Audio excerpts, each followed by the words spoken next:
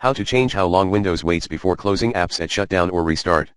Here's how to change how long your own Windows 10 system waits before closing apps at shutdown or restart. Press the Windows key plus R key to open the run box. Type regedit and hit the enter key. Click yes in UAC prompt. Navigate to desktop folder under HKey_current_user. Open hung app timeout. Hint, set it 3 seconds, you enter 3000.